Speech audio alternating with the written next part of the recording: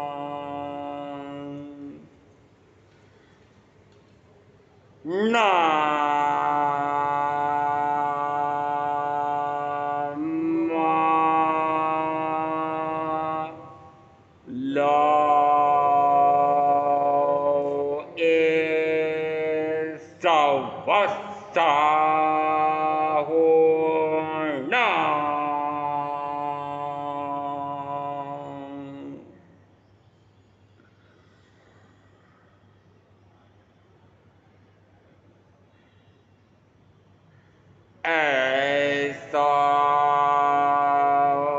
पंच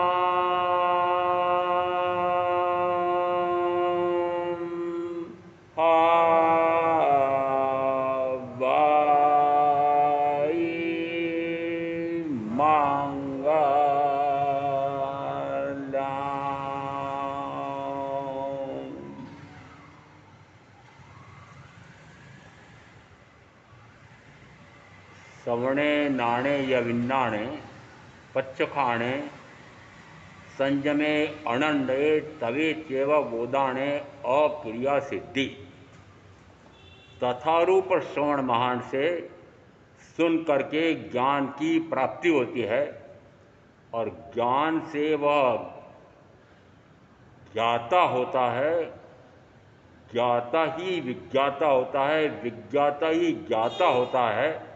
वो विज्ञाता कौन है कि जो विशिष्ट ज्ञान रखता हो, जिसको आत्मज्ञान हुआ हो, अपने आप का ज्ञान और भान हुआ हो, उसे कहा जे आता से विन्नाता, जे विन्नाता से आता, तम पड़ुच परिसंख्याए कि उसी से उसकी प्रतीति होती है।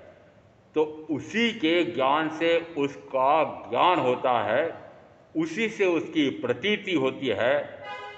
ऐस पढ़ित प्रशंकाए, ऐस आतावादी, ऐसा जो आत्मवादी है, वही सर्वसमिता का, सर्वसत्यता का, सर्वसम्यक्तता का पारगामी हो जाता है। ऐसा आचारांक सूत्र के 5 पाठ में सूत्र 171 में भी आया है। इसका अर्थ है कि आत्मा ही विज्ञाता है, विशिष्ट ज्ञाता है, आत्मज्ञाता है। तो जानना क्या है कि मैं ही ज्ञाता हूं, जानने वाला भी मैं, और जिसको जानना है वह भी मैं, और जिससे जाना जाता है वह ज्ञान गुण भी मेरा। इसका अर्थ है कि तीनों में एकता है, ये तीनों अलग अलग नहीं है। जानने वाला मैं, ज्ञाता, जिसको जाना जाता है वह भी मैं, ज्ञेय, और जिससे जाना जाता है वह ज्ञान भी मेरा स्वयं का गुण। अभी क्या हो रहा है? अभी आपका हो रहा है ज्ञाता मैं, ज्ञेय शरीरादि, और ज्ञान मेरा गुण। ये तीनों तो हैं, पर बीच का उल्टा हो रहा है। बीच का उल्टा क्या हो रहा है? ज्ञाता में, ज्ञेय शरीरादि सारे एक नहीं, असंख्य अनंत, जिसका अंत ही नहीं आता। कितनों को जानते हैं कि बाहर में सारे लोग को जानना चाहते हैं, न जाने कितने कितने। तो शरीर के साथ जुड़े उसके सारे अंगोपांग, सूत्र कृतांग सूत्र में तो इस शरीर के एक एक अंग उपांग का वर्णन करके कहा, प्रत्येक के साथ फिर वापस जोड़ा, यह मैं नहीं हूं, यह मैं नहीं हूं, यह मैं नहीं हूं। 33 प्रकार के इस प्रकार के अंग और इस प्रकार से उपांग, अवयव, कोशिका, और प्रत्येक का वर्णन करके कहा कि यह मैं नहीं हूं, यह मैं नहीं हूं, मन में नहीं हूं, वचन में नहीं हूं, काया में नहीं हूं, अंग पांग अवयव कोशिका कोई मैं नहीं हूं, कोई मेरा नहीं। तो कहां तक का भेद ज्ञान कराया है कि जिसको मैं अपना जान रहा हूं वह शरीर सबसे पहले, और शरीर के साथ कौन कौन? मन से मनन होता है, तो मन पुद्गल है कि जीव है? मनोवर्णा का बना हुआ मन है, इसका अर्थ है कि पुद्गल है। वचन वर्णा का बना हुआ वचन है, इसका अर्थ है कि पुद्गल है। और वर्तमान की काया औदारिक वर्गणा की है, तो औदारिक वर्गणा भी पुद्गल है। और अब आप इस पुद्गल से आत्मा को जानना चाहते हैं। ईशुकारी अध्ययन में एक बहुत महत्वपूर्ण विषय उठा। जिस समय भृगु पुरोहित के दोनों बच्चे संयम लेने के लिए तत्पर खड़े हैं, आज्ञा मांगने के लिए तैयार खड़े हैं, और भूमिका उसकी कुछ विशेष प्रकार की रही है, उन्हें पता है, किसी ने बताया होगा कि तुम्हारे दोनों बेटे ये तो अल्पायु में ही दीक्षा लेने वाले हैं। तो उन दोनों बच्चों को कहा कि ढूंढिया महाराज मिल जाए ना, मुपत्ति वाले महाराज मिल जाए, कोई भी महाराज, जैन महाराज मिल जाए, तो उनके सामने मत हो जाना, वो पकड़ कर के झोली में डालकर ले जाएंगे। एक बार ऐसा मेरे साथ भी घटित हुआ। एक बहन जा रही थी, छोटे गांव में था ने, उसका बच्चा रो रहा था, वो चुप नहीं हो रहा था। देख बाबा जा रहे हैं, झोली में डाल ले जाएंगे। तुरंत मैंने कहा नहीं, ये महाराज इस प्रकार के नहीं होते, झोली में डाल कर ले जाते हैं। हम तो जैन मुनि अपनी साधना करते हैं, क्यों ले जाएंगे झोली में पकड़ के? और झोली में डाल के ले जाएंगे, उसके लिए आपके यहाँ प्रक्रमण देंगे, अपहरण, सजा, समझते हैं? कहाँ से ले जाएंगे? तो उन दोनों बच्चों को डरा रखा था। जैसे दूर से कोई इसी प्रकार के जैन साधु आ रहे थे, डर करके पेड़ के ऊपर चढ़ गए और पेड़ के ऊपर ही बैठे रहे। वे साधु आए, नीचे पहले अपने ओगे से उस स्थान को पूंजा, फिर अपने पात्रे रखे, फिर बैठ करके और कुछ को स्मरण किया। और स्मरण करके, स्मरण क्या किया कि जो मैं आहार पानी लाया हूँ, आहार पानी दोनों एक साथ, जो मैं आहार पानी लाया हूँ उस आहार पानी में मैंने कोई अतिचार दोष लगाया हूँ, कोई आधा कर्म आदि आहार लाया हूँ, तो उसका मुझे धिक्कार है। इस प्रकार के आत्मचिंतन करते हैं। फिर अपने आप का स्मरण करते हैं, परमेष्टि परमात्मा का स्मरण करते हैं, उनके गुणों का स्मरण करते हैं, और उसके बाद शांत भाव से वे मौन आहार करते हैं। आहार करके पात्रे धोते हैं। पात्रे भी फिर अपने उस पात्रे धोने का पानी वह भी नीचे नहीं पलटते हैं, वह भी पी लेते हैं, और उन पात्रों को पोंछ करके जैसे वापस भरा, और फिर इस प्रकार से किए हुए सारे किसी प्रकार के पाप आचार में मर्यादा में कोई दोष लगे तो उसका धिक्कार करके मौन वापस चले जाते हैं, नीचे उतरते हैं दोनों। अरे मेरे पिताजी ने तो बहुत भटका रहा था, भटका रखा था मुझे।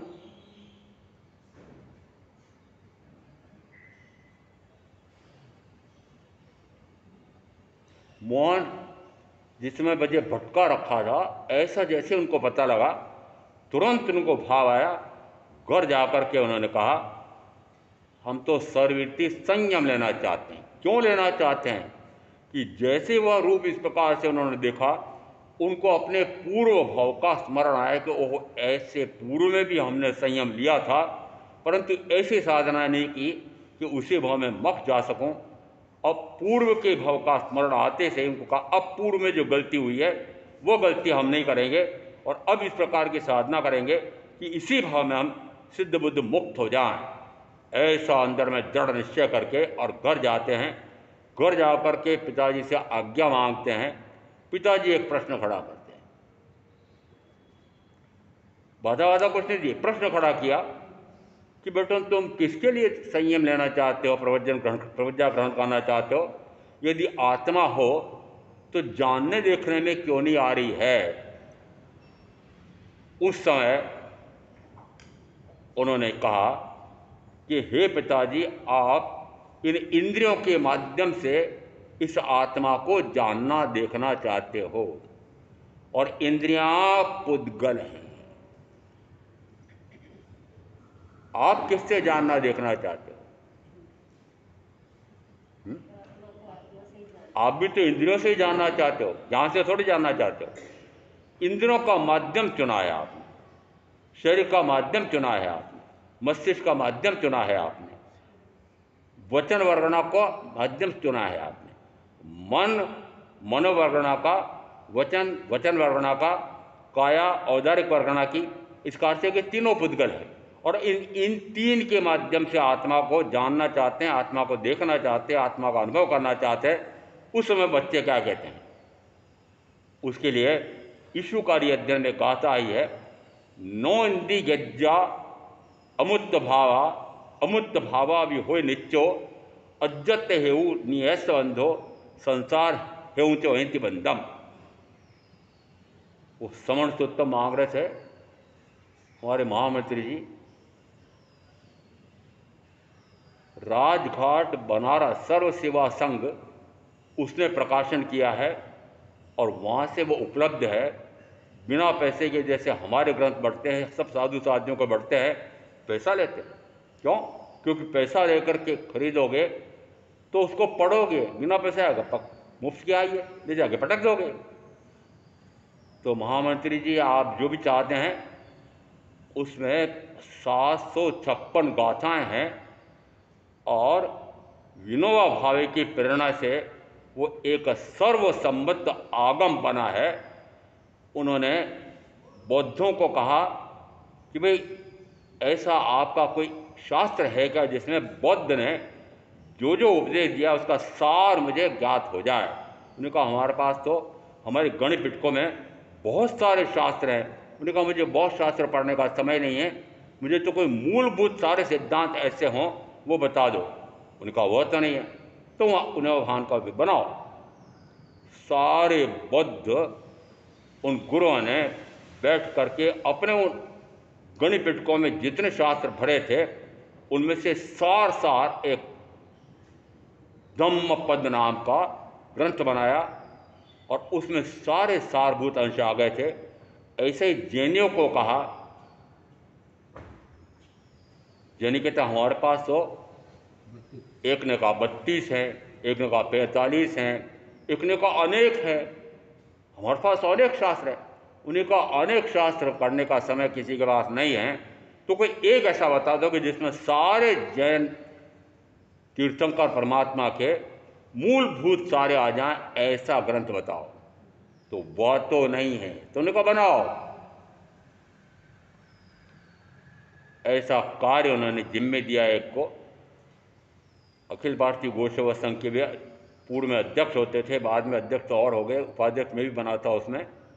और उसमें उनको जिम्मे दिया कि आप इन सारे आचार्यों के पीछे पड़ो और इनको कहो कि एक सर्वसम्मत जैन आगम बनाए। सारे जितने हमारे मतपन संप्रदाय हैं उनके प्रमुख प्रमुख आचार्य कहो, उपाध्याय कहो, ऐसे विशिष्ट जो आगमों के साथ ज्ञाता माने जाते थे, वे सारे एकत्रित होते हैं और फिर अपने अपने आगमों में से मूलभूत जो हैं वो उनका संग्रह करते हैं।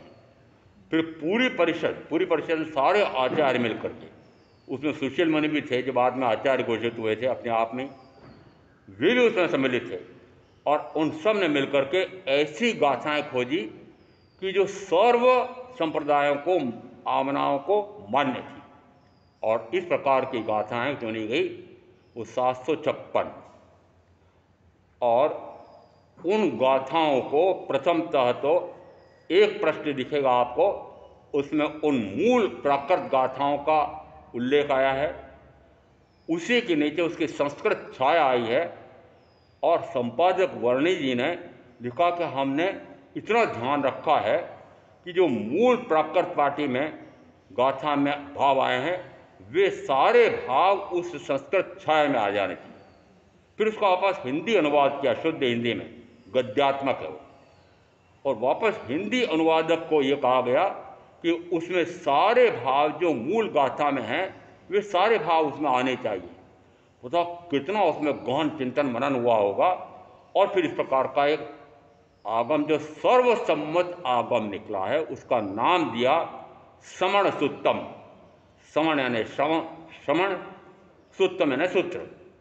तो श्रवण सूत्तम कहो या श्रवण सूत्र कहो, इस प्रकार का एक वह मूलभूत आगम सर्वसम्मत। और इस ग्रंथ में जो सम्मिलित हुए थे उनका सबका वर्णन मिलता है, दो चित्र मिलते हैं। और उस समय के कौन कौन आचार्य, सुशील मुनि आदि उसमें सम्मिलित थे, ये सारा उसमें आया है। फिर संपादकीय में सारा वर्णन आया है और उसके बाद यह ग्रंथ छपा है। जिसको चाहिए वह श्रवण सूत्तम ग्रंथ मुझे रविंद्र भाई ने कल ही दिया था कि आपने मुझे उस समय दिया था कि वहाँ मुझे चातुर्मास लगे तब बता देना। तो कल मुझे अब वहाँ मिला था। आपको जिसको भी संग्रह करना है, संग्रहणी है कि इतने आगम नहीं पढ़ पाते हैं, तो सारभूत ये 756 गाथाओं में सारे आगमों का सार आ गया है। और बहुत सारी गाथाएं मुझे भी कंठस्थ हो गई। वो मुझे कैसे मिला बताया जाएगा, मुझे अचानक मिल गया। मैंने कहा अरे इतना गजब का शास्त्र है, अभी तक पता नहीं लगा। तो हम तो 32 में गोता लगाते थे और 32 की एक गीता बनाई थी जैन दिवाकर चोसमल महाराज साहब, तो उसी को मानते थे कि इसमें उन्होंने करीब सारे आगमों का सार भर दिया है। फिर भी वो तो बड़ा ग्रंथ था, वो तो मात्र दिवाकर जी महाराज साहब ने किया था। अब ये कौन सा बना है, सर्व आचार्यों के माध्यम से निकला, तो सर्वसम्मत, कोई विवाद नहीं। उसमें श्वेतांबर में से स्थानकवासी मान्य भी आई हैं, फिर ये श्वेतांबर मूर्ति पुटकों वाले आगमों में से भी आई है। 45 श्वेतांबर के हैं और उनमें से 32 को मान्य किया है स्थानकवासियों ने, लूकाशाह का संदर्भ उसमें आ रहा है। 13 मान्य नहीं किए, परंतु उन 13 में भी बहुत महत्वपूर्ण मूलभूत बातें आई हुई है, हमने उनको खो दिया। मैंने तो उस समय इनको भी पढ़ा था जिस समय मुझे आचारांगादि में शुद्धात्म स्वरूप ऐसा ग्रंथ लिखना था, भारी समय लगा था मुझे। वो ग्रंथ नीचे पड़ा है, उसको उलट पुलट के देख करके वापस रख देते हैं, ये अपने समझ के बाहर है। भोंड बुद्धि वालों के यही आएगा। भोंड बुद्धि वाले क्या समझेंगे? ये अपने बुद्धि में नहीं आएगा। क्यों नहीं आएगा? क्यों नहीं आएगा? क्यों? भोंड बुद्धि हो? बुद्धि आत्मा का गुण है। और कितनी शक्तियाँ है कि आत्मा की अनंत शक्ति है। वो ज्ञान शक्ति कितनी एक अनंत शक्ति है, और उस अनंत शक्ति को प्रकट करने के लिए स्वाध्याय बहुत आवश्यक है। तो मैंने देखा और छोटे मोटे ले गए, परंतु वो आचारांगन्य में समयसार नाम का एक शोध ग्रंथ वो अभी छप्पे नीचे पड़ी है। और ले जाना मत। क्यों? इसलिए कह रहा हूँ कि ले जाके पटक दोगे तो लेखक के साथ ये इस प्रकार से उस शोधक उसके साथ अन्याय हो जाएगा कि इतना परिश्रम करके, परिश्रम कितना, फिर 1.5 वर्ष लगा होगा मुझे दिन रात एक करके। और उस समय विरक्त मुनि जी की संलेखना साधना चल रही थी, तब एकांत में बैठ करके वो ग्रंथ लिखा गया था। सारे 45 आगम, फिर दिगंबर आगम, उन सारों को सार निकाल करके उसमें से समय सार में जो जो गाथाएँ आई है कुंद कुंदाचार्य की गाथा में, फिर कुंद कुंदाचार्य ने उसका विश्लेषण किया था। वो जो जहाँ है वो सारे भाव हमारे इन 45 आगमों में भी हैं, ये सिद्ध किया। तो हम श्वेतांबर भी पहले मानते थे कि समय सार जैसा ग्रंथ हमारे यहाँ तो नहीं है। मैंने ये भी सिद्ध किया कि ऐसा नहीं है। जो समय सार के मूलभूत आए हैं वो सारे हमारे आगमों में भी है, शोध ग्रंथ। इसका अर्थ है कि वह भी पढ़ने योग्य है। और यदि अब वह उसमें से कोई ले जाए तो मैं पहले कह रहा हूँ, पहले उसमें लाल अक्षर और काले अक्षर ऐसे दे रखे। वो काले अक्षर जो हैं वह तो समय सार की व्याख्या है, और लाल अक्षर जो हैं वो हमारे 45 आगमों में तुलना करके बताए कि कहाँ कहाँ पर क्या क्या है, हमारे यहाँ पर भी है। तो पहले हमारे पढ़ लेना लाल वाले अक्षर और फिर मूल पढ़ना समय सार वाले, तो समझ में आएगा, बुद्धि का विकास होगा, खोपड़ा खुल जाएगा कि वो हमारे आगमों में भी कितना रहस्य भरा पड़ा है। और वह रहस्य गीतार्थ गूढ़ार्थ जो उपाध्यायों के भी उपाध्याय ऐसे जो प्रकट करते हैं वो इस ग्रंथ में है। मेरे पास कोई उपाध्याय पद नहीं है, परंतु गूढ़ ज्ञान उसमें सारा भरा पड़ा है। परंतु आप तो माथा खपाना नहीं चाहते हो। आप सारी शक्ति मात्र शरीर, शरीर के साथ जुड़ी 5 इंद्रियां, 5 इंद्रियों के लिए भोग और भोग साधन, और भोग साधन जोड़ करके मात्र उन भोग साधनों का, इंद्रिय विषयों का मुख्य सेवन करके अनंत कर्म बांध करके अनंत चतुर्भुज में भटकना चाहते हो। बहुत दुर्दशा, बहुत दया आती है मुझे कि क्या कर रहे हैं। ऐसा अमूल्य रत्न चिंतामणि जैसा मनुष्य भाव मिला है, तीर्थंकर परमात्मा की वाणी सदगुरु के माध्यम से श्रवण करने का ऐसा स्वर्णिम अवसर मिला है। और पाले अब वापस उसी प्रकार का कार्य कर रहे हैं जो पहले करते आए थे। और ये पहले कहाँ करते आए थे? पाप करके नहीं आया हूँ, मानव को पुण्य करके आया हूँ, और पुण्य में भी विशेष पुण्य करके आया हूँ कि केवली प्रज्ञा से वाणी सुनने का अवसर मिला है। और तब भी मैं वापस पापाचार में पड़ा हुआ हूँ। पाप है तब भी नरक की गति है, पुण्य है तब भी मनुष्य और देव गति है। तो फिर साधना कौन सी होगी कि ना पाप न पुण्य? अभी तो आप पाप से परे नहीं हो रहे। जिस समय पाप और पुण्य दोनों से परे होता है उस समय वो सिद्धत्व को प्रकट करता है। ऐसी साधना है। उसी शिवकारी अध्ययन में सबसे पहले जिस समय प्रश्न उठा था तो उस समय बेटों ने क्या कहा था, हे पिताजी आप इन इंद्रियों से इस आत्मा को ग्रहण करना चाहते हैं। इंद्रियां पुद्गल हैं, आत्मा शब्द दिए हैं उसमें, नोंदी गज्ज अमूर्त भावा, अमूर्त भावरूप आत्मा को इन मूर्त इंद्रियों से प्रकट नहीं कर सकते, नहीं जान सकते, देख सकते। मूर्त और अमूर्त समझ आ रहा? मूर्त यानी मूर्ति, शब्द वर्ण गंध रस स्पर्श। तो इस मिट्टी की इस मूर्ति का भी विचार करो, इसके साथ भी 5 हैं। शब्द ग्रहण करने वाला यह कर्णेंद्री, वर्ण ग्रहण करने वाली चक्षुंद्री, गंध ग्रहण करने वाली घ्राणेन्द्रिय, रस ग्रहण करने वाली रसनेन्द्रिय और स्पर्श ग्रहण करने वाला यह स्पर्शेंद्रिय शरीर।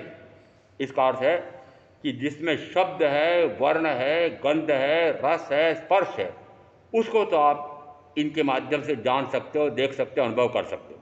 परंतु जिसमें शब्द नहीं, वर्ण नहीं, गंध नहीं, रस नहीं, स्पर्श नहीं, उसको कैसे जानोगे?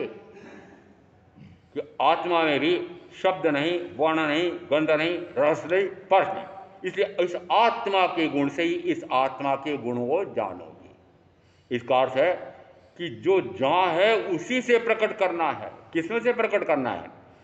क्या ज्ञान, दर्शन, सुख, वीर नाम के गुण ये वर्ण, गंध, रस, स्पर्श वाले इस पौद्गलिक शरीर से प्रकट होगा? शरीर क्या है?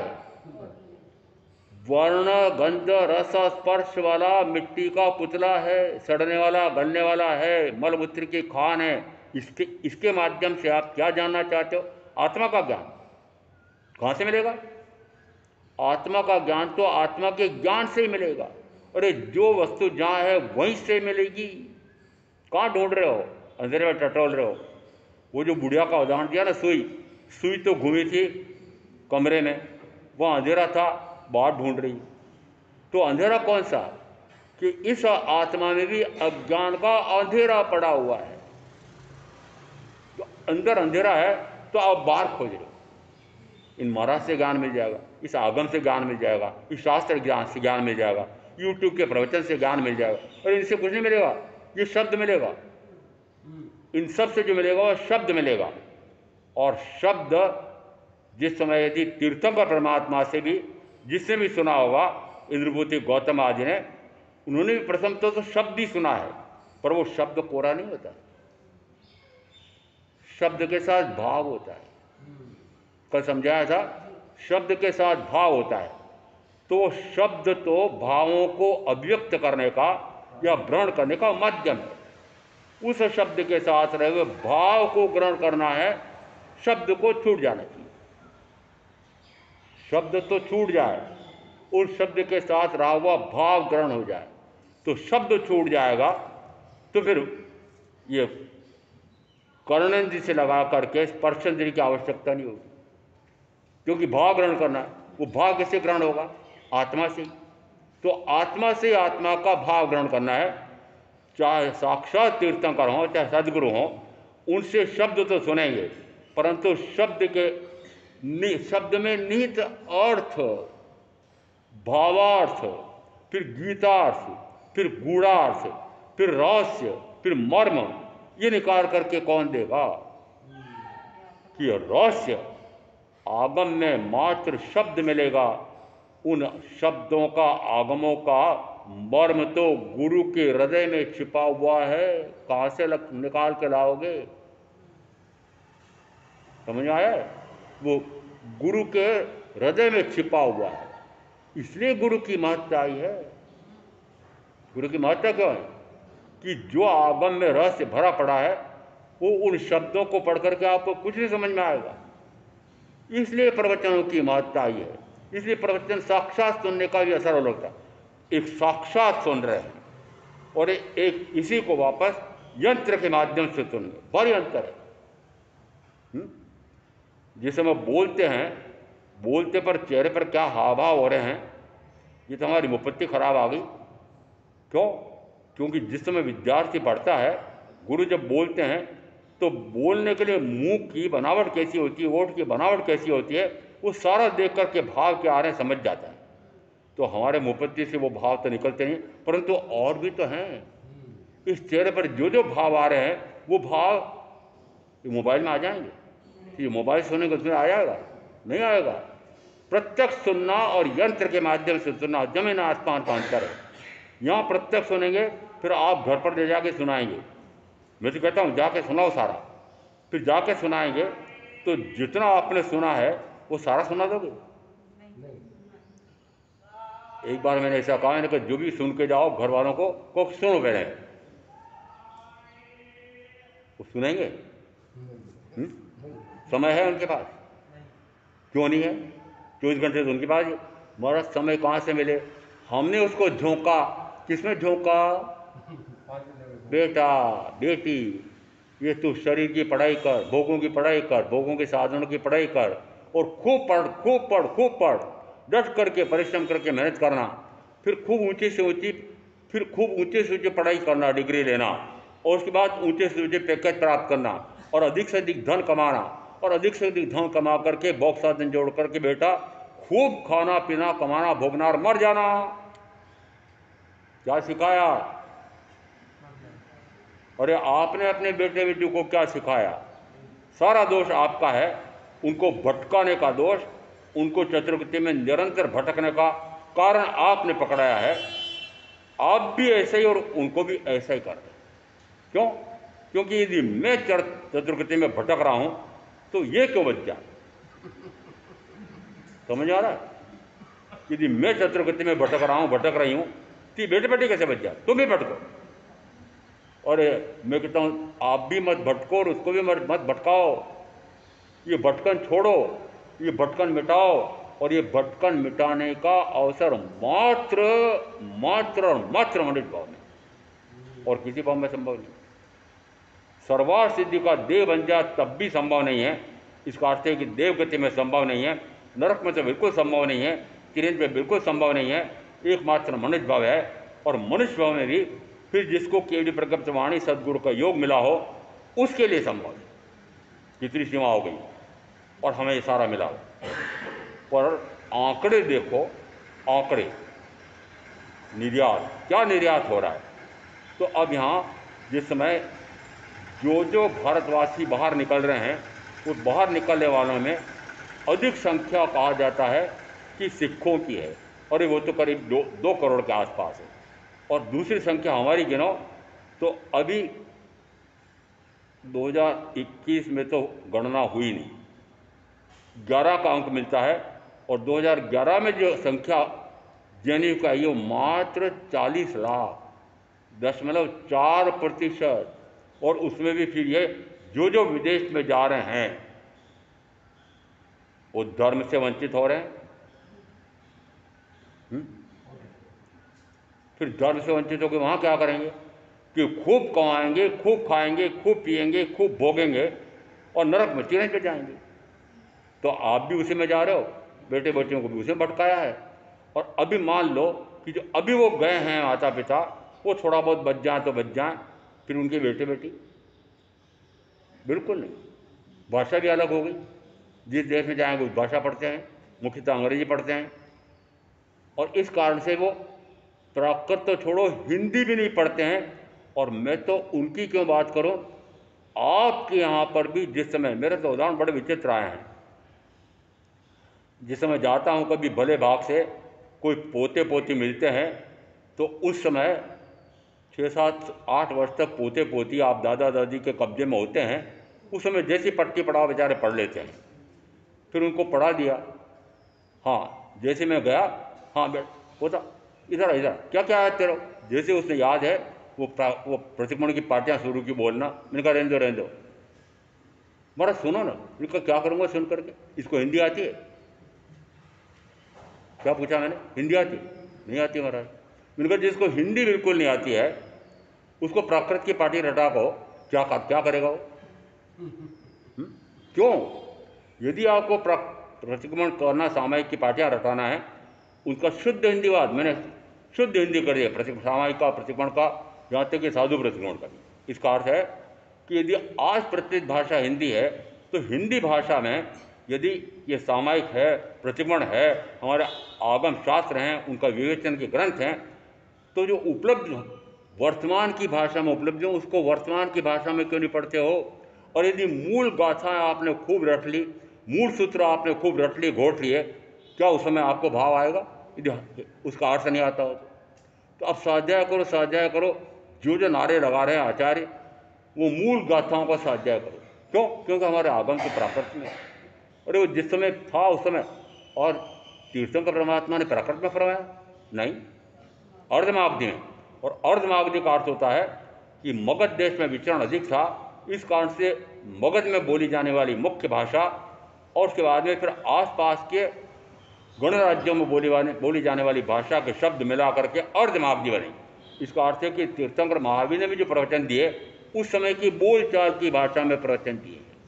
ये प्रमाणित रहा होगा, ये प्रमाणित कर रहा हूँ कि यदि उनने भी बोलचाल की भाषा में दिए हैं तो मैं आज हिंदी बोलचाल की भाषा मानता हूँ, उस कारण से हिंदी में बोलता हूँ। ये तो मैंने कंठस्थ कर ली है और प्राकृत बोलता हूँ गाथाएं सूत्र रौब जमाने की। क्या आपको विश्वास हो जाए कि महाराज प्राकृत जानते हैं? कुछ नहीं जानता प्राकृत। मैंने तो जैन सिद्धांत विशारद में, जैन सिद्धांत प्रभाकर में प्राकृत भाषा का भी अध्ययन किया है, संस्कृत का भी किया है, परंतु फिर भी कह रहा हूँ कि मान लीजिए मेरा प्राकृत संस्कृत कुछ नहीं आती है, तभी मुझे याद है प्राकृत पढ़ता भी हूँ, प्राकृत गाथा पढ़ता भी हूँ, परंतु साथ का साथ वापस हिंदी पढ़ता हूँ। और इस समण सूत्र में ये 3 भाषाएं एक साथ है। मूल प्राकृत है, फिर संस्कृत छाया है, फिर शुद्ध गद्य में उस गाथा का अनुवाद है। ये तीनों एक साथ मिल रहे हैं। मेरे इसमें मिलेंगे तो थोड़े से सूत्र, थोड़ी सी गाथा मिलेगी और उसके बाद में फिर उसका अनुवाद मिलेगा, शुद्ध हिंदी में मिलेगा। तो जो भाषा हम जानते हैं उस भाषा में पढ़ेंगे सुनेंगे तो उसका अर्थ समझ में आएगा, रहस्य समझ में आएगा, और जैसा वो भाव है व्यक्त हो जाएगा, तो उस भाव के अनुसार आपकी साधना होगी। नो इंद्री गच्चा अमूर्त भावा, कि इंद्रियों से अमूर्त भाव ग्राह्य नहीं होते हैं, क्योंकि इंद्रियां मूर्त हैं। इंद्रियां मूर्त हैं। शब्द, वर्ण, गंध, रस, स्पर्श वाली 5 इंद्रियां हैं। हे पिताजी, आप इन 5 इंद्रियों के माध्यम से इस आत्मा को ग्रहण करना चाहते हो। इंद्रियां पुद्गल हैं, इंद्रियां मूर्त है, तो मूर्त आत्मा तो अमूर्त है। आत्मा के ज्ञान, दर्शन, सुख, विराम के गुण भी अमूर्त हैं। इसलिए अमूर्त भावों को आप मूर्त इंद्रियों से ग्रहण नहीं कर सकते हो। दूसरी पंक्ति में तो मात्र ये चतुर्गुण संसार की रहस्य कैसी आती है। न इंद्री गज्जा अमुत भावा, अमुत भावा भी हुए नित्यो, अज्जत हेउ नियस्य बंधो, संसार हेउच वंत मंदम। कि इस प्रकार से आत्मा किस प्रकार से कर्म का आश्रय बंद करती है, किस प्रकार से वो वापस समझ निर्जरा करके और इन बद्ध कर्मों से पूर्णतः मुक्त होता है, ऐसा दूसरे पंक्ति में तो संसार कैसे बचता है, संसार से मुक्ति कैसे होती है, ये दूसरी पंक्ति में आया है। पहली पंक्ति में आया है कि मूर्त इंद्रियों से अमूर्त आत्मा के गुणों को ग्रहण नहीं किया जा सकता। उत्तराजन सूत्र के 32वें अध्याय में आया है, कर्णेंद्रिय का विषय है शब्द, कर्णेंद्रिय का विषय है शब्द, और आप उस शब्द को सुनते हैं। शब्द यह नहीं कहता है कि तू मुझे सुन। शब्द पुद्गल है, वो तो कह ही नहीं सकता कि तू मुझे सुन। शब्द यही नहीं कहता है कि तुझे मैं सुन, परंतु आप सुनते हैं, और सुन करके वो शब्द प्रिय है कि अप्रिय है, ये कर्णेंद्रिय तय करेगी। कौन तय करेगा? मैं तय करता हूँ।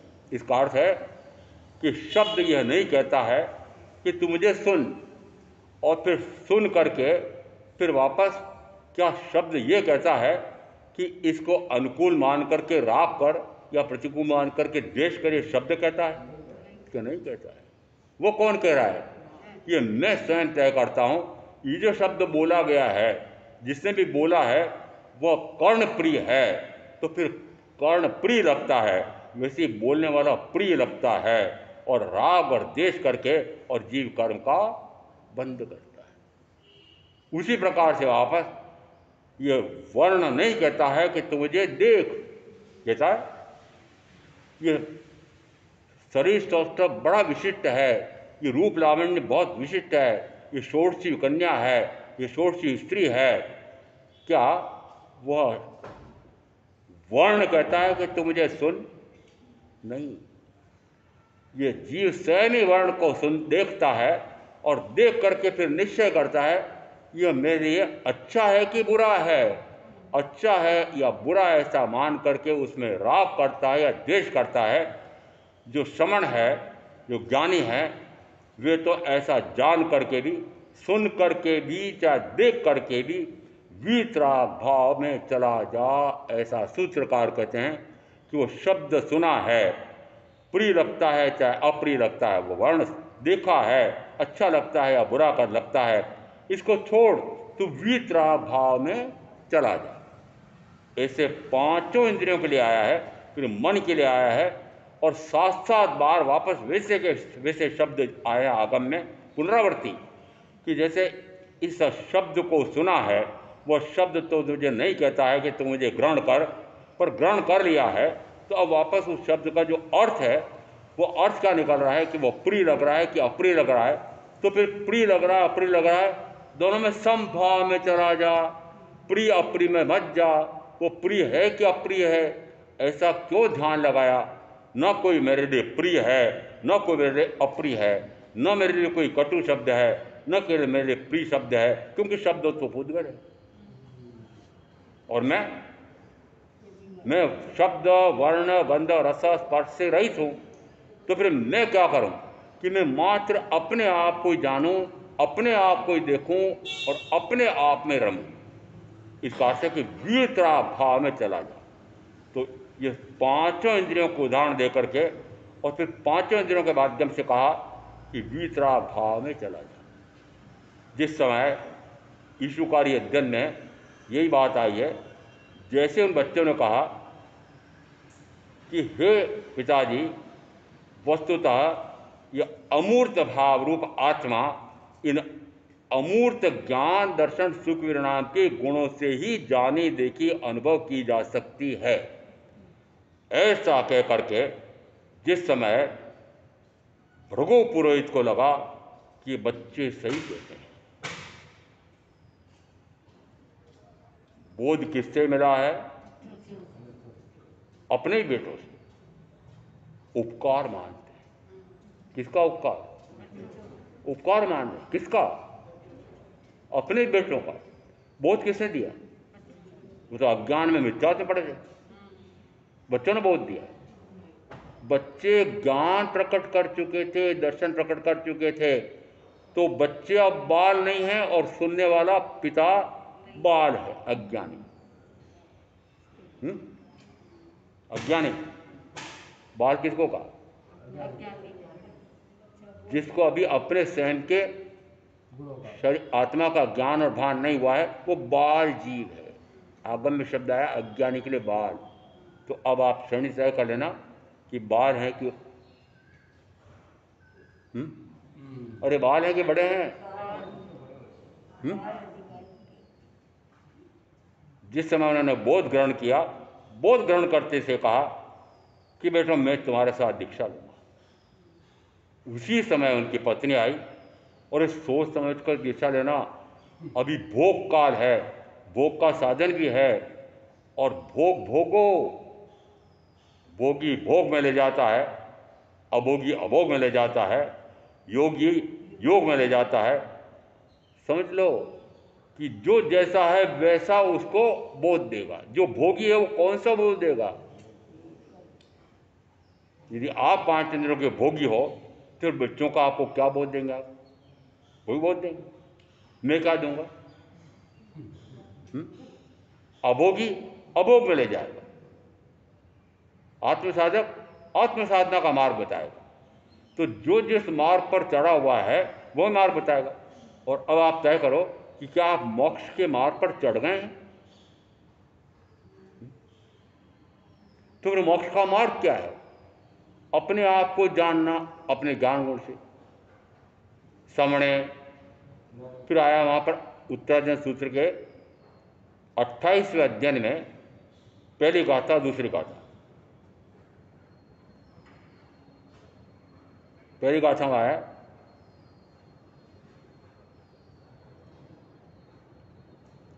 मुख मग्ग गैन तच्चम सुने जिण भाष्यम चौ कारण संचितम नाण दंसन लक्षणम नाणम च दंसनम चेव चरितम च तवोतः ऐसमगुत्य पणत्तो ऐसमगुत्य पणत्तो जिणे वर्धनसीम। दो गाथाएं आई है। पहली गाथा में आया है ज्ञान दर्शन लक्षणों वाला है, मुख मग्गम गैन तच्चम, कि मोक्ष के मार्ग पर गति कैसी होती है वह तुम मुझसे सुनो। तो कौन बोल रहा है? मुझसे सुना, ऐसा कौन कह रहा है? किसको कह रहा है? तो कहा जाता आर्य जम्मू स्वामी को आर्य सुधर्मा स्वामी कहते हैं कि तीर्थंकर परमात्मा से मैंने साक्षात सुना है कि मोक्ष का मार्ग क्या है, उस पर गति कैसे होती है, वह तुम मुझसे सुनो। तो वह तुम मुझसे सुनो, मोक्ष मक्क गैन सत्यम सुने जिन भाष्यम। और मैं प्रमाण दे रहा हूं कि वह मैंने जिन भाषित सुना है, जिनेश्वर परमात्मा द्वारा मैंने प्रत्यक्ष सुना है। और साथ में एक आचारांक सूत्र में गाथा आई है, से सुतम में प्रथम अध्ययन, से सुतम में अज्जतम च में, कि जैसा मैंने साक्षात तीर्थंकर परमात्मा से सुना है, से सुतम में अज्जतम च में। और अज्जतम मैंने जो मैंने साक्षात तीर्थंकर परमात्मा से सुना है वह मेरी आत्मा में अनुभूत है, कि वह मेरे आत्मा में भी सत्य सिद्ध हुआ है। अब वह मैं तुमको सुनाता हूँ। सुनाया नहीं, सुनाया नहीं, सुन करके मुझे लगा है कि जो भाव मैंने तीर्थंकर परमात्मा से सुना है वे भाव मेरे आत्मसात हुए हैं, अंदर में उतरे हैं, मेरे स्वयं के अनुभव में आए हैं कि वो भाव सत्य सिद्ध हैं।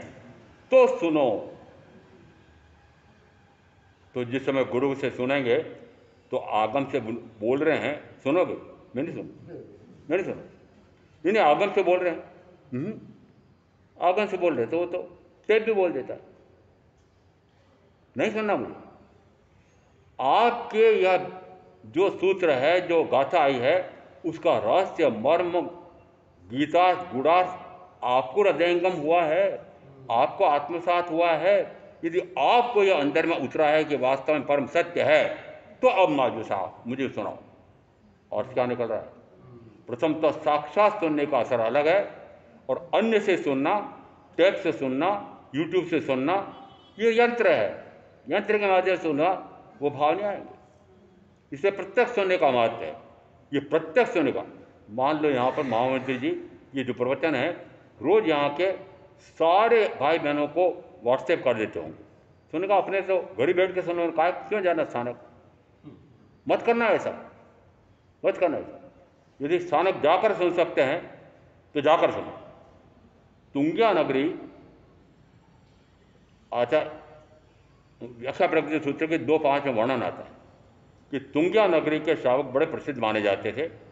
जिस समय भगवान पार्श्वनाथ के परंपरा शिष्य आए, उनको पता लगा, वे स्वयं जाते हैं, पैदल जाते हैं, बिना जूते पहने हुए जाते हैं, कहाँ स्थानक नहीं, साक्षात यदि तीर्थंकर पार्श्वनाथ के परंपरा शिष्य आए हैं तो वहाँ जाते हैं। वो कठिन से कठिन प्रश्न पूछते हैं, जिसमें इस प्रकार से उनको उत्तर सुन करके और उनको लगता है कि सत्य कहते हैं तो उनको मान्य करते हैं। अभी मैं उस विषय में नहीं जा रहा हूँ, परंतु यहाँ पर यदि साक्षात तीर्थंकर नहीं है, तीर्थंकर के माध्यम से जो सुना हुआ है, उनके अनुभव में सत्य सिद्ध हुआ है, उनसे भी सुना जा सकता है। इसका अर्थ है कि जिससे भी सुनो उसमें पूछो कि आपने जो पढ़ा है, जो सुना है, आपके अंदर में अनुभव में सत्य सिद्ध हुआ है क्या, और उसके अनुसार आपकी साधना है क्या। कितनी परीक्षा करना है, कितनी परीक्षा करनी है, वक्ता की परीक्षा कितनी करनी है, समझ में आ रहा है? महामंत्री जी ने परीक्षा की नहीं, लिया ही बिठा दिया। ये तो पूछा होता कि आपको आगम का ज्ञान है, आत्मा का ज्ञान हुआ है, आत्मा का दर्शन हुआ है, कि खाली बातें करते हो, शब्द रूप बोलते हो। पूछा था? कुछ नहीं पूछा। पूछे कहाँ से?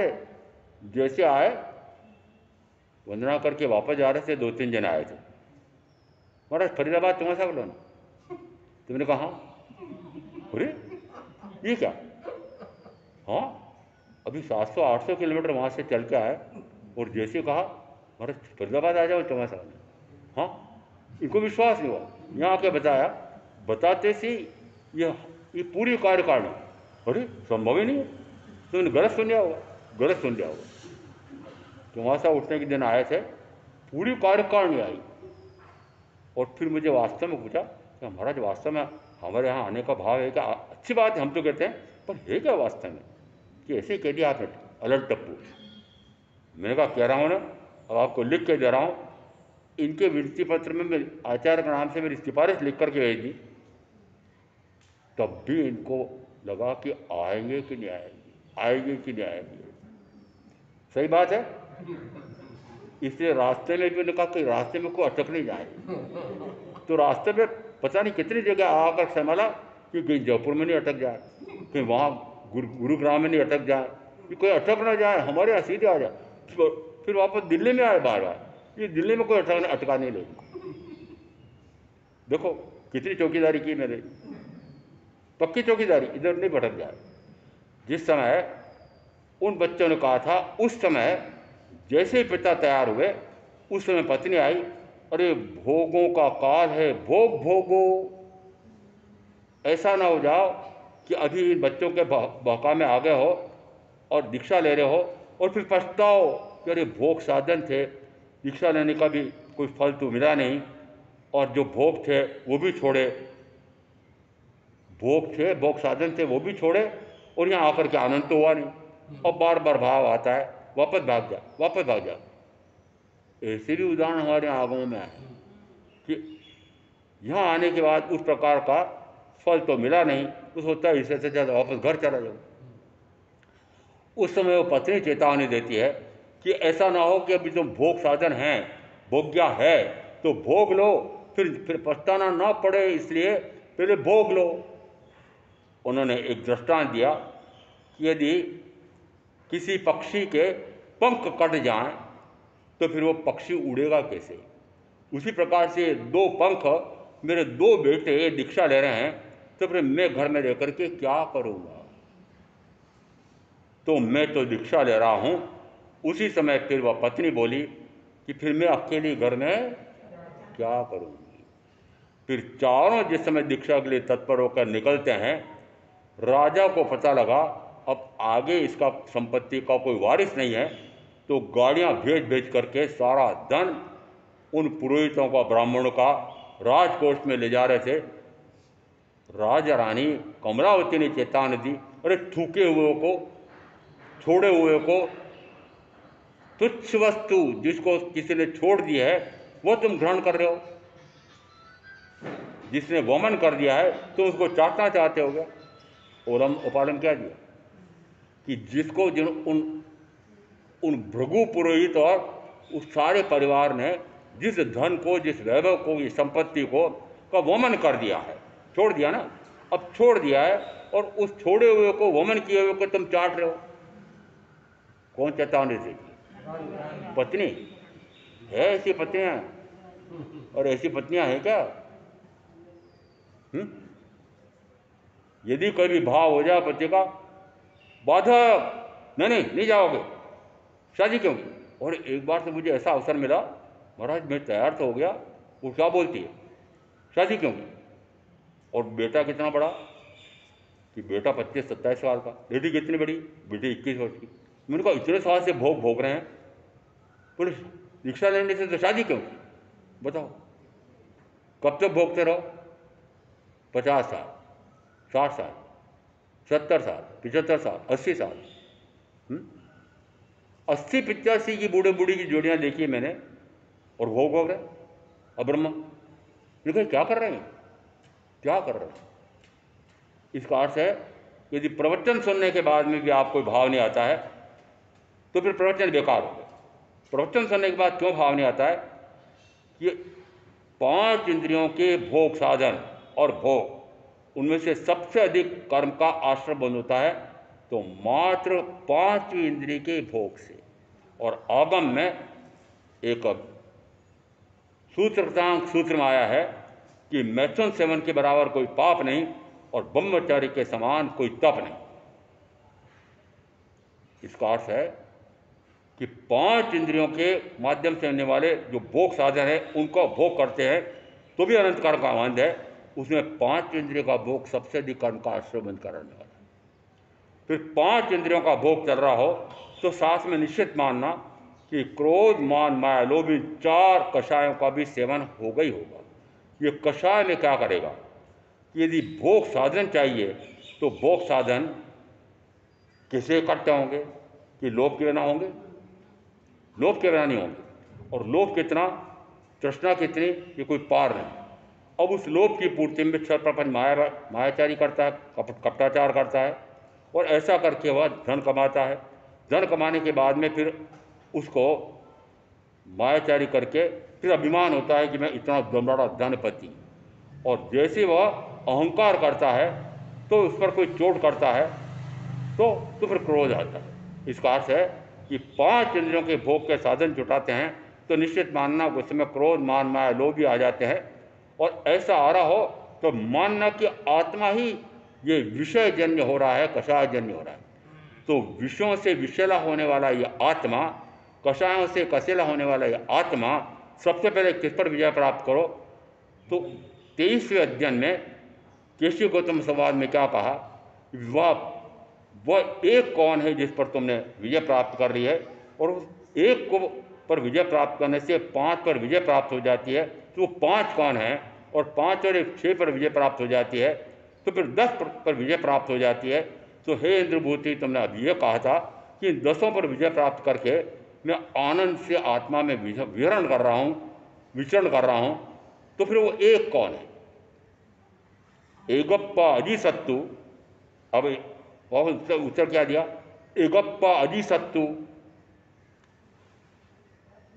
एकप्पा अजिसत्तु कसाय इंद्रियाणि ते जणुत जहाँ नाणम विहरामि आमुनि। कि एक अजित शत्रु यह आत्मा है। आत्मा अजित शत्रु है। अजित यानी इस पर जीतना अत्यंत कठिन है। यदि हे भगवान आपने कहा कि आत्मा पर विजय प्राप्त करना अत्यंत कठिन है, वो अत्यंत कठिन है किसके शब्द हैं? तीर्थंकर के, गुरु के, या आपके शब्द हैं? आपने माना है कि इस आत्मा पर विजय प्राप्त करना तो बहुत कठिन है। अप्पा चीव दमे यव्वो अप्पा उखल दुद्दुमो अप्पा दंतो स्वयं वहीम अस्थिम लोहे परत्ते। कि इस आत्मा पर विजय प्राप्त कर, आत्मा पर विजय प्राप्त कर, अन्य का दमन करना तो बहुत आसान है। इस विषयजन्य और कषायजन्य आत्मा का दमन करना अत्यंत दुर्दम है। अप्पा चेव दमे वो अप्पा उखल दुद्दुमो अप्पा दंतो स्वयं होई। यदि इस आत्मा का दमन करे तो जो सुख प्राप्त होगा वह आत्मा का अनंत सुख प्राप्त होगा। ऐसा कि अगर क्या कहा है वहाँ पर कि वहाँ पर भी 5 इंद्रियों पर विजय प्राप्त कर, इन 4 कषाय पर विजय प्राप्त कर। फिर यहाँ उत्तराधन सूत्र के 23वें अध्ययन में इंद्रभूति गौतम क्या कहते हैं कि मैंने इस अजित एक आत्मा, इस पर विजय प्राप्त कर ली है, और इस पर विजय प्राप्त कर ली तो फिर 5 इंद्रियों पर विजय प्राप्त हो जाती है, और 5 और 1 6 पर विजय प्राप्त होगी तो फिर क्रोध, मान, माया, लोभ इन 4 पर विजय प्राप्त हो जाती है, और 10 पर विजय प्राप्त करके मैं आनंद में विहरण कर रहा हूँ। आपको तो नहीं चाहिए ना? और ऐसा आनंद का अनुभव आपको चाहिए क्या? महाराज मेरे यहाँ तो आनंद ही आनंद है, इतना धन बरस रहा है, इतना धन बरस रहा है, मुझे तो समझ में नहीं आता कि इतना धन बरस कहाँ से रहा है। कौन कौन है? महाराज आपको पता नहीं है, यहाँ तो एक एक आपका श्रोता 1 करोड़पति, एक करोड़पति है। मेरे को सबके मिलाकर, और महाराज सबके मिलाकर तो अरबों खरबों-पति हैं। तभी महाराज ने यहाँ चौमासा किया है। इसलिए किया ना। और इन अरबों खरबों-पति को तो मुझे क्या लेना देना? मुझे क्या चाहिए? समक्ष में मुमुक्षु जीव चाहिए। मुमुक्षु यानी ऐसा तीव्र भाव कि भगवान मैं समझना चाहता हूँ कि चतुर्गति में परिभ्रमण क्यों होता है, चतुर्गति का परिभ्रमण कैसे रुकता है, और जन्म मरण से मुक्ति कैसे होती है। उसको नाम दिया हमारे यहाँ मुमुक्षु। तीव्र जिज्ञासा वृत्ति लेकर के जिस समय गुरु के पास जाए तो तीव्र जिज्ञासा वृत्ति लेकर जाए। जिज्ञासा कौन सी? जिज्ञासा ये कि मुझे अनंत काल हो गया है, मैं अनादि से हूँ और अनंत काल हो गया है, शुभाशुभ करने के कारण से मैं निरंतर गति भ्रमण कर रहा हूँ, जन्म मरण जन्म मरण जन्म मरण, और जन्म और मरण से मैं दुखी हो गया हूँ, तो अब जन्म मरण से दुखी हुए क्या तो सुनाऊं। और अब आपको ये जो जन्म मिला है, फिर जन्म मिला है, तो आपको सुखी सुख है क्या? जिसको सुखी सुख है, महाराज 5 इंद्रियों के इतने सुख साधन सामग्री है, इतनी बढ़िया प्राण प्यारी रूप लावण्य वाली पत्नी है, ऐसा बल शौर्य वाला पति है, और इतना धन वैभव है, इतने भोग साधन हैं, बेटा भी बड़ा बढ़िया हुआ है, प्रतिभाशाली है, बेटी भी इस प्रकार की प्रतिभाशाली है, और ऐसी ऐसी डिग्रियां प्राप्त कर ली है, और इसको बड़ा पैकेज मिलने वाला है, वो बड़ी कंपनी स्थापित करने वाला है। महाराज बहुत सुख में हूँ। आप क्या करें? बहुत सुख में हूँ। तो आपने सुख किस में माना? अरे इंद्रिय विषयों में सुख माना है, डूब मरो। इंद्रिय विषयों में सुख नहीं है, सुख आत्मा का गुण है, और आत्मा के उस सुख गुण से सुख प्रकट करना है। अभी समस्या क्या आ रही है कि जो गुण जहाँ है वहाँ से जो प्रकट नहीं करना चाहते हो, और जहाँ नहीं है वहाँ प्रकट करना चाहते हो। ये जानने नाम का गुण कहाँ है? इस पुद्गल शरीर में है। तो इन पद्गुणों करोड़ों अरबों अरबों लाखों करोड़ों अरबों धन में है। कहाँ है? बाहर में है। बाहर में सुख नहीं है। वो इंद्रिय विषयों का सुख भी है तो सुखाभास है, सुख नहीं है। आभास होता है कि सुख मिल रहा है, वो सुख नहीं, जड़ है। वो 5 इंद्रियों के माध्यम से आप जो अनुभव कर रहे हैं, वो जाने की परिभाषा में जड़ है। जड़ किस अपेक्षा से कहा कि निरंतर मारने वाला, जन्म लेना मरना, जन्म लेना मरना, जन्म लेना मरना। इसका अर्थ है कि निरंतर जड़ का पान कर रहे हो, उस जड़ का वमन करो तो आत्मा के अनंत सुख का अनुभव आता है। और ऐसा में आप सुन करके जो तत्व का असर समझेंगे, अपने आप को अपने आप का जानना, अपने आप को अपने आप का देखना, अपने आप के सुख में विहरण करना, और अपना उपयोग अपने आप पर स्थिर करना, ऐसा तत्व का स्वरूप सुन करके समझ करके में आप जो साधना करेंगे उनका उस कल्याण होगा। ओम शांति।